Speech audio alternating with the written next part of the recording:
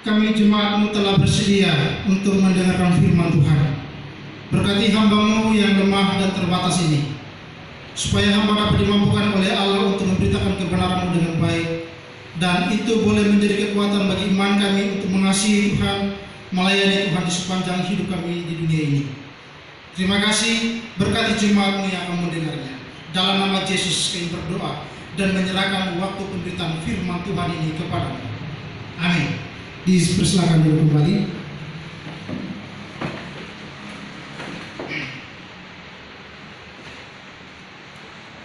Shalom.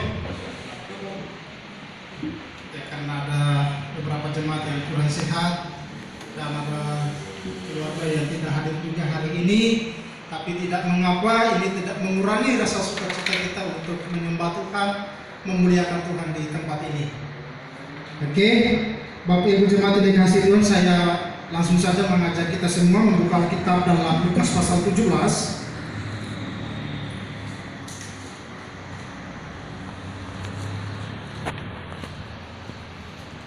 Lukas pasal 17 ayat 11 sampai dengan ayatnya yang ke-19.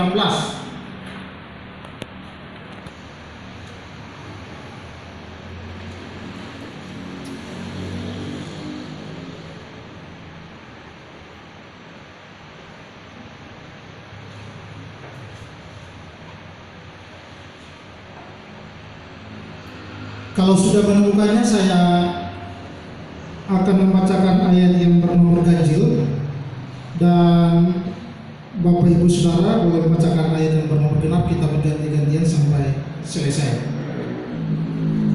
Saya terlebih dahulu. Lukas pasal 17 ayat 11. Dalam perjalanannya ke Yerusalem, Yesus menyusur perbatasan Samaria dan Galilea. Ketika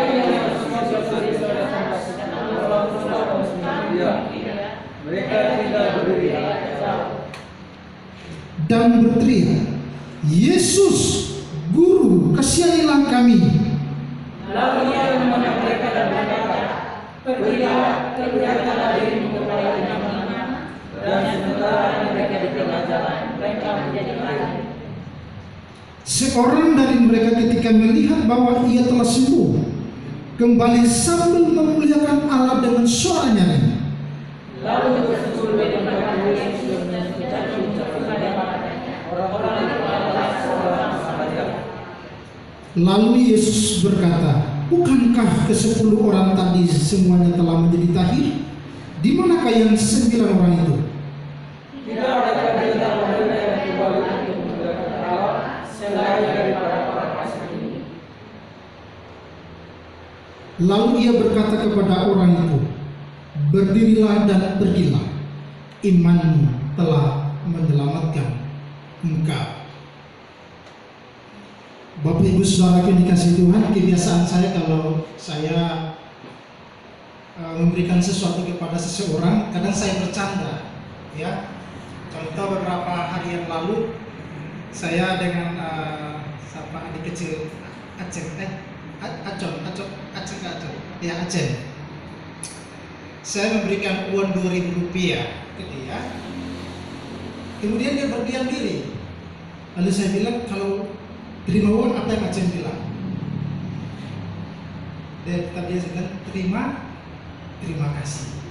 Nah, sama juga setiap kali ada orang dewasa, saya membantu apa saja, saya kadang bercanda. Lalu apa yang kamu bilang? Oh iya, terima kasih. Nah, artinya bahwa setiap kali kita menerima pemberian dari seseorang atau kita mengalami sesuatu dari seseorang, perlu ada namanya ucapan terima kasih, karena kita telah menerima sesuatu. Nah, Bapak Ibu jemaat yang dikasihi Tuhan, tema kita pada pagi hari ini adalah dipulihkan untuk kembali memuliakan Allah. Sekali lagi, dipulihkan untuk kembali memuliakan Allah. Ada 4 hal yang saya ingin sampaikan kepada Bapak Ibu Saudara-saudara pada hari ini. Kalau kita memperhatikan ayat 11 sampai dengan ayat yang ke-14, itu merupakan seruan pemulihan dari orang kusta dan kemudian Yesus memulihkan mereka. Jadi sekali lagi, seruan pemulihan dan dipulihkan oleh Yesus. Nah, ini cerita ini agak menarik. Kenapa? Saya pernah khotbahkan tentang seorang kusta juga di kitab Matius. Tetapi itu dia satu orang, tapi di dalam kesempatan ini ada 10 orang. Menariknya di mana? Kalau saya pernah berkhotbah tentang orang kusta, orang itu pergi menghadap ke imam setelah Yesus telah menyembuhkan penyakit kustanya.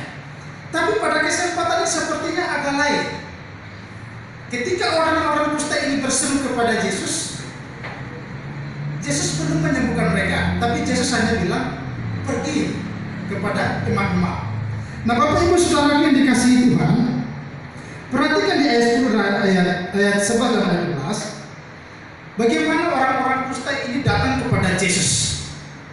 Saya sudah berulang-ulang kali sampaikan, di dalam perjanjian lama, kalau orang yang kena kusta tidak boleh bergaul dengan siapapun. Kalau sekarang corona memang kita dibatasi juga untuk tidak ada di tempat yang ramai. Jadi kita seperti kayak kena kusta virus corona, ya, hampir persis sama dengan virus yang hari ini kita alami di seluruh dunia.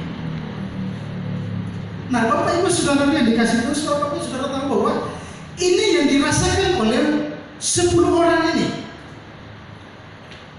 Mereka kena kusta, dilarang untuk bertemu dengan siapapun. Ini bukan hanya dilarang untuk bertemu dengan orang-orang yang ada di sekitar mereka atau lingkungan masyarakat di mana mereka hadir.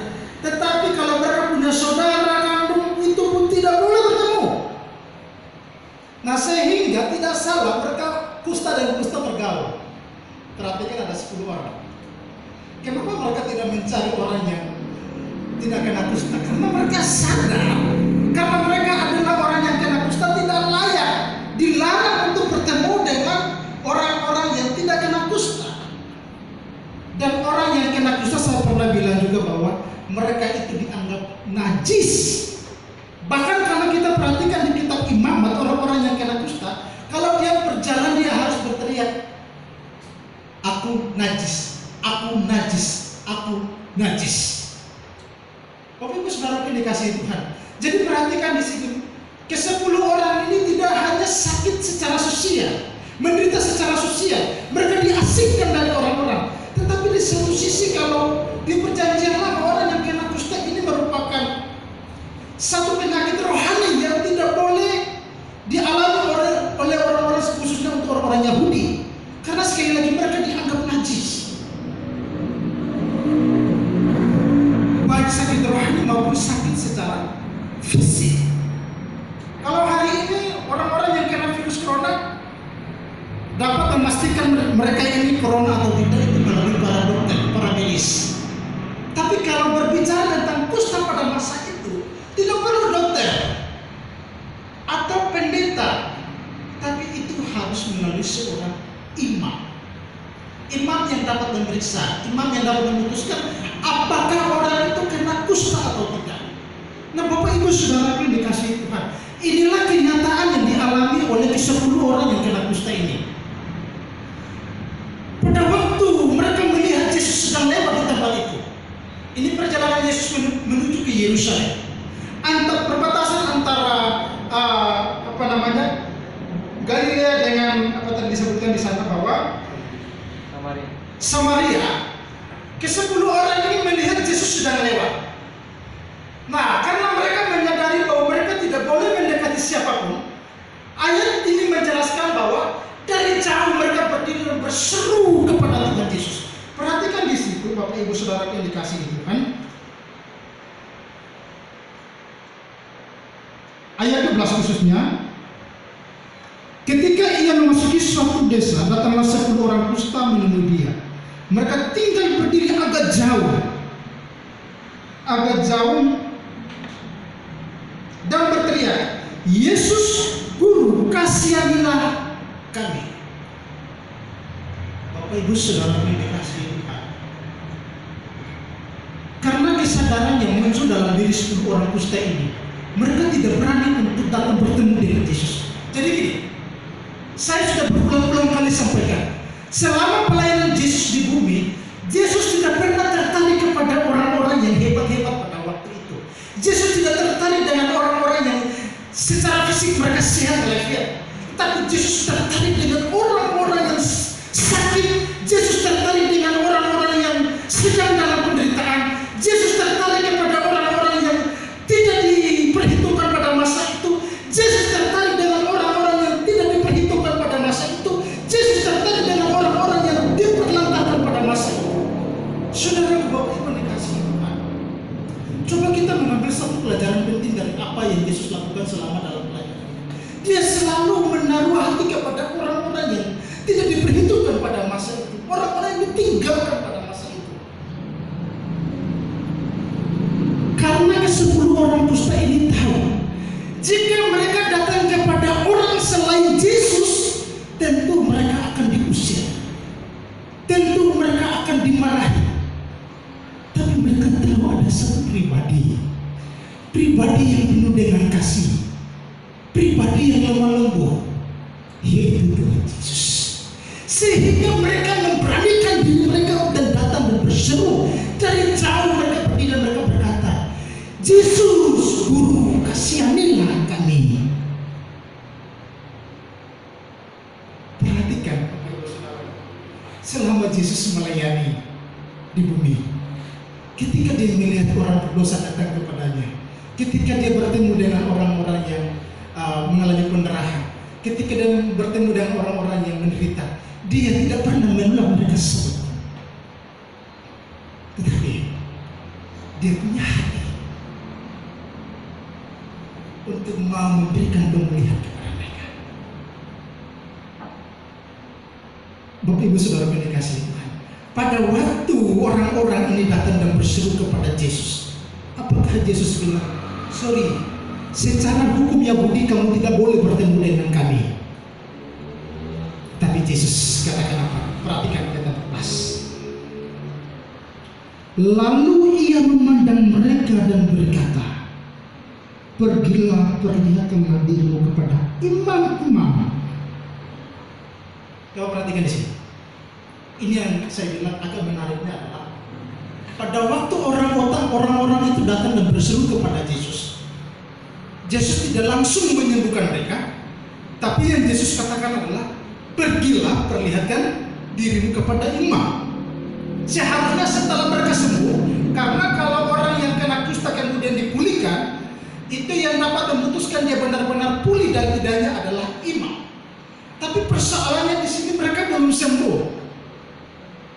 Mereka langsung disuruh pergi menemui imam untuk memastikan diri mereka bahwa mereka sudah sembuh.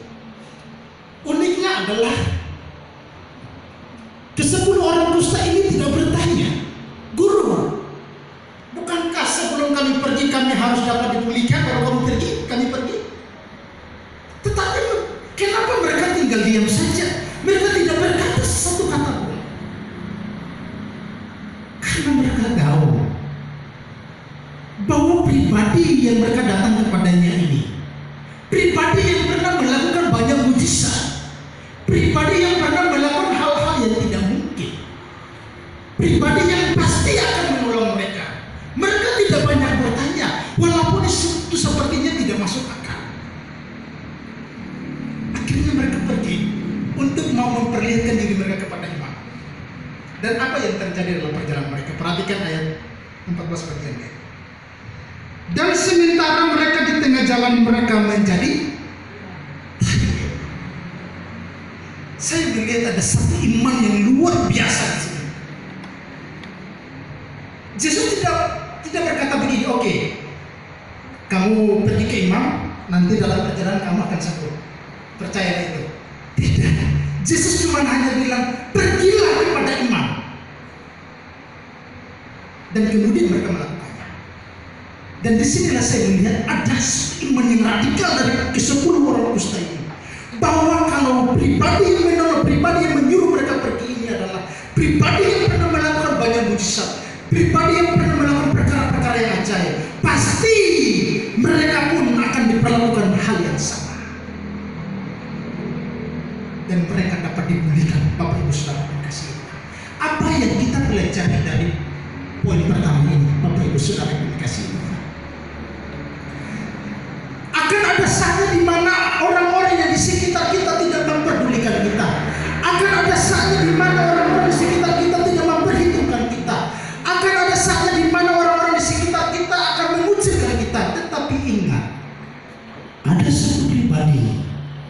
tidak akan pernah menolak kita.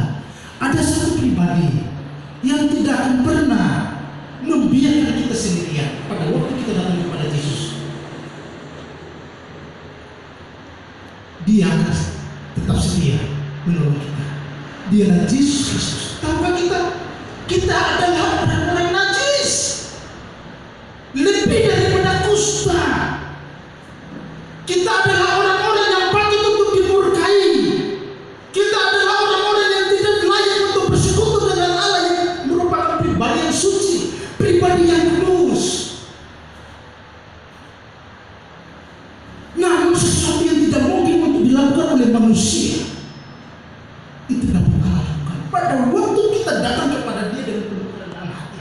Pada waktu kita datang menyerahkan sepenuh hidup kita kepada Dia, Dia akan memulihkan kita. Bapak Ibu Saudara yang dikasihi Tuhan,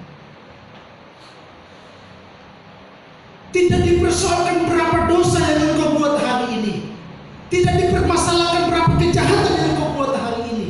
Tapi jika engkau datang kepada Tuhan hari ini, engkau pasti akan dipulihkan. Karena pada waktu kita datang, Allah dapat melihat kita dengan penuh kasih. Allah dapat memperhatikan kita dengan belas kasihan. Dan kita orang berdosa yang datang kepada Dia, Dia dapat pulihkan kita. Bapak Ibu Saudara yang dikasihi. Dan pelajaran yang kedua yang kita ambil adalah harus punya iman yang radikal seperti keseluruhan ini. Mereka tidak tahu apa yang akan terjadi dalam perjalanan mereka, apakah mereka mau sembuh atau tidak. Tapi mereka percaya sekali bahwa Yesus mampu melakukan apa saja untuk dapat memulihkan mereka. Dan itu yang terjadi. Perhatikan ayat 15 sampai dengan ayat 14. Itu merupakan ada seorang dari 10 orang tadi yang kembali kepada Allah untuk bersyukur dan memuliakan Allah karena dia telah dipulihkan. Perhatikan ayat 15 dan 16. Seorang dari mereka ketika melihat bahwa ia telah sembuh, kembali sambil memuliakan Allah dengan suaranya, lalu tersungkur di depan kaki Yesus dan mengucap syukur kepadanya. Orang itu adalah seorang Samaria. Tahukah Bapak Ibu Saudara? Orang yang kembali kepada Yesus ini bukan orang Yahudi, bukan orang Israel. Dia adalah orang Samaria. Tetapi perbuatannya ini sungguh-sungguh memberkati kita.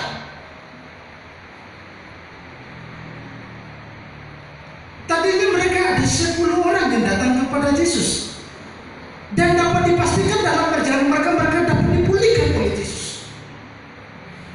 Tetapi ke-9 orang tadi tidak kembali untuk bersyukur kepada Dia.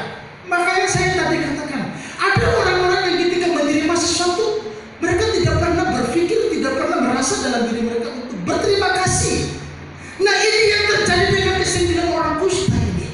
Mereka telah mendapatkan sesuatu yang luar biasa dari Yesus. Menyembuhkan penyakit kusta ini hanya dapat dilakukan oleh Yesus dengan sangat hebat, dengan sangat luar biasa. Tetapi ke-9 orang ini, kalau bahasa kasarnya, tidak tahu berterima kasih. Bapak Ibu Saudara yang dikasihi Tuhan,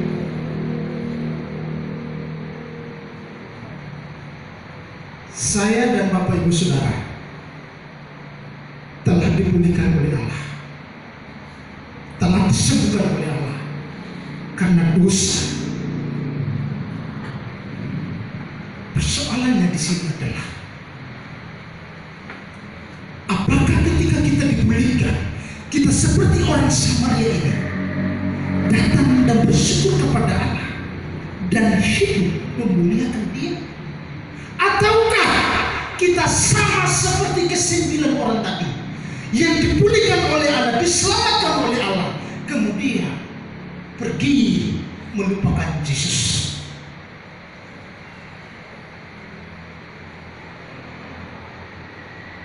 Tidak cukup Bapak Ibu Saudara bahwa pada waktu sebagaimana maunya kita, tetapi harus sebagaimana maunya Allah. Harus memuliakan Dia. Tidak cukup kita hanya berterima kasih. Perhatikan baik-baik ayat ini dia bilang. Ayat 15 bagian B dan ayat 16. Kembali sambil memuliakan Allah dengan suara nyanyi, lalu tersungkur di depan kaki Yesus dan mengucap syukur kepadanya. Saya sudah pernah jelaskan apa artinya memuliakan Allah atau kabur. Maksudnya adalah kita datang bersyukur di hadapan Yesus, menyerahkan sepenuhnya hidup kita ini kepada Allah, seutuhnya untuk memuliakan Dia. Bapak Ibu Saudara yang dikasihi Tuhan. Oke, mungkin kita waktu diselamatkan kita merasa senang dan kita bersyukur kepada Tuhan. Namun persoalannya adalah perjalanan hidup kita sampai dengan hari ini, apakah kita sedang memuliakan Allah atau tidak? Kita kadang terlena dengan kesenangan-kesenangan dunia ini. Kita kadang terlena dengan kesenangan-kesenangan dunia sementara ini. Kita kadang terlena dengan apa yang menjadi keinginan hati kita, dan kita tidak pernah ingat lagi kepada Allah yang telah memulihkan kita. Bapak Ibu Saudara yang dikasihi Tuhan, ini poin penting. Kalau kita merasa diri kita sudah dipulihkan oleh Allah, ingat tema kita, dipulihkan untuk kembali memuliakan Allah, bukan dipulihkan untuk kembali menyakiti hati Allah. Saya pikir saya tidak perlu menjelaskan terlalu panjang bagaimana sikap yang tidak memuliakan Allah dan bagaimana sikap yang memuliakan Allah. Apapun yang engkau perbuat, perbuatlah untuk Tuhan dan bukan untuk manusia. Saya pernah berkhotbah juga bahwa hidup ini bukan tentang kita, tapi hidup ini adalah tentang Allah. Kalau kita menyadari hidup ini tentang Allah, semua yang ada pada kita, baik harta, baik keluarga yang kita miliki, baik pekerjaan yang kita miliki, jabatan yang kita miliki, talenta yang kita miliki, semuanya untuk Allah. Itulah yang memuliakan Allah. Bapak Ibu Saudara yang dikasihi, mari kita belajar dari orang Samaria.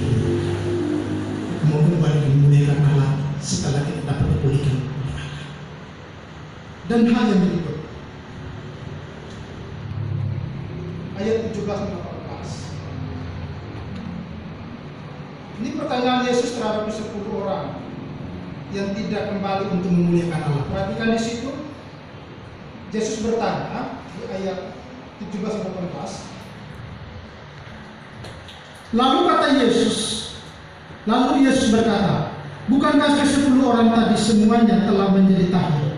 Di manakah yang 9 orang itu?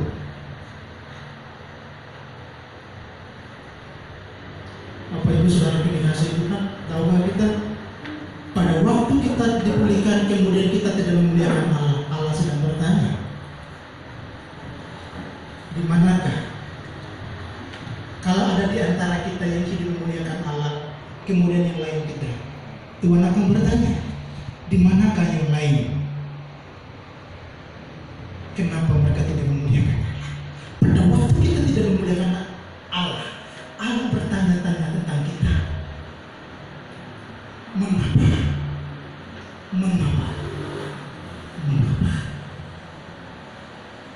Masih kurangkah Allah memulihkan kita? Masih sempurnakah Allah dalam membawa kita kepada Dia?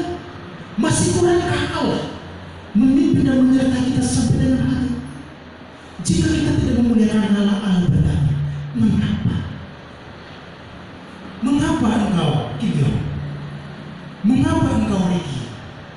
Pada waktu engkau menjauh dari Tuhan, Tuhan bertanya, mengapa?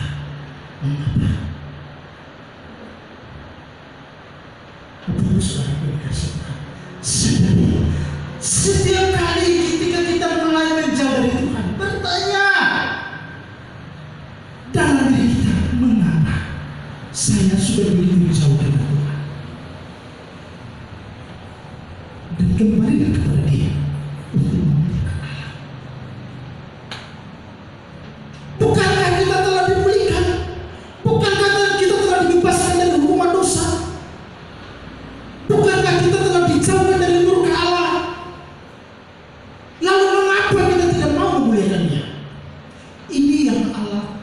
Atau Yesus tanyakan kepada satu orang yang kembali kepada dia, di manakah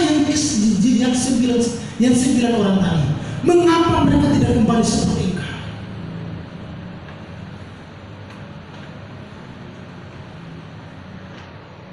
Kemudian perhatikan ayat 18. Tidak adakah di antara mereka yang kembali untuk memuliakan Allah selain daripada orang asing ini? Kenapa Yesus mengatakan yang datang ini adalah orang asing?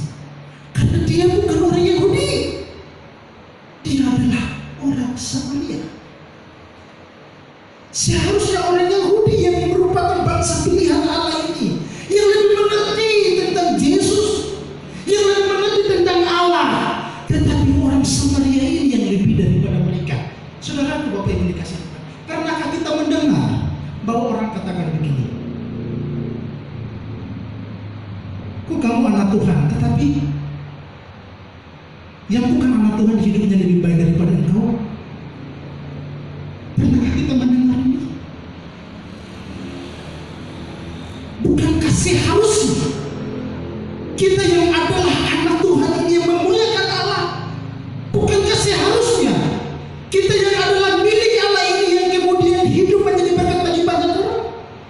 Seringkali orang-orang yang tidak memuliakan Allah yang hidupnya baik sekali, hidupnya memberkati orang.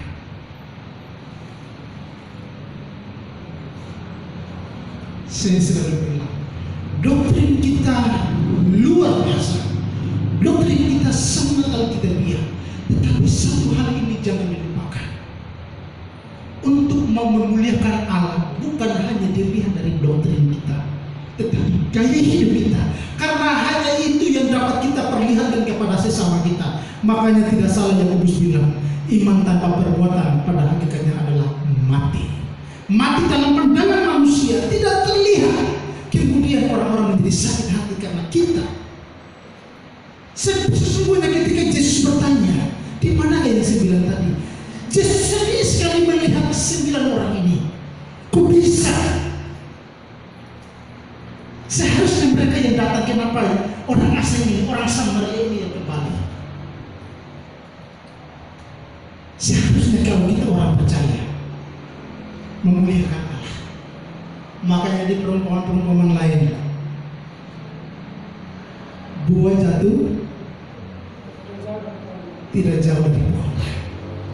Kalau kita adalah anak Allah, seharusnya buahnya adalah anak Allah. Buahnya yang memuliakan Allah. Kemudian bagian terakhir, ayat 19. Ini penegasan Yesus bahwa ketika orang itu dapat dipulihkan bukan karena mereka baik, bukan karena mereka adalah orang-orang yang benar dalam hidup mereka, tetapi mereka dapat dipulihkan karena iman. Perhatikan ayat 19. Lalu ia berkata kepada orang itu, berdirilah dan pergilah, imanmu telah menyelamatkan engkau. Mereka dalam keadaan yang tidak berdaya. Mereka dalam situasi yang dikucilkan dari masyarakat. Mereka tidak bisa melakukan banyak hal untuk mereka dapat dipulihkan. Sebab itulah Yesus menegaskan, kamu dipulihkan karena iman. Sama Bapak Ibu sampai hari ini, kalau kita dipulihkan oleh Allah bukan karena kita baik, bukan karena kita Kristen. Saya beberapa hari yang lalu membawa materi di Waina penginjilan.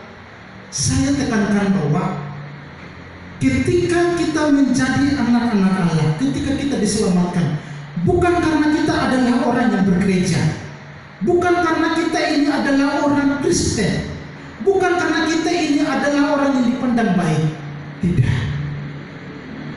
Tetapi itu hanya karena iman kita kepada kasih karunia Allah, kita dapat diselamatkan. Makanya Paulus bilang, pada waktu itu dia telah menyelamatkan kita, bukan karena perbuatan baik yang telah kita lakukan. Titus 3 ayat 5. Dan kemudian Efesus lebih menegaskan lagi, sebab karena kasih karunia kamu diselamatkan oleh iman. Itu bukan hasil usahamu, tetapi pemberian Allah. itu bukan hasil pekerjaan. Jangan ada orang yang memegahkan diri. Jelas, clear, bahwa kita dapat dipulihkan, kita dapat disembuhkan, kita dapat diselamatkan karena iman di dalam Yesus Kristus. Kemarin saya sempat berkunjung di keluarga Bawatudi, ada sebuah film. Film itu ada seorang anak mengatakan bahwa surga itu ada di bawah telapak kaki ibu. Ada di telapak kaki ibu surga. Surga ada di dalam Yesus. Di luar Yesus tidak ada seorang pun yang akan menemukan surga. Bagaimana mungkin surga di bawah telapak kaki ibu? Tidak ada. Bapak Ibu Saudara yang dikasihi Tuhan, mari kalau kita sudah dipulihkan, kembali kepada Allah untuk memulihkan Allah. Kalau kita sudah dipulihkan, jangan seperti ke-9 orang tadi yang tidak tahu berterima kasih. Mari memuliakan Allah. Kalau hari ini kita sedang menjauh dari Allah, kembali memuliakan Allah, kembali memuliakan Allah. Karena tujuan kita dipulihkan untuk memuliakan Allah. Amin. Mari kita berdoa. Kami sangat bersyukur ya Tuhan dan Allah kami. Kami yang tadinya adalah orang-orang yang najis, orang-orang yang tidak layak, orang-orang yang seharusnya dimurkai karena kami orang berdosa. Namun karena kasih-Mu, karena belas kasihan, kami dapat dipulihkan. Terima kasih untuk firman Tuhan yang sudah meneguhkan kami, yang sudah mengajarkan kami, yang sudah mengingatkan kami, supaya ketika kami dipulihkan, kami tidak menjauh dari Tuhan, tapi kami harus kembali dan memuliakan Engkau dalam sepanjang hidup ini. Dalam nama Yesus kami berdoa. Amin. Saya kembalikan kepada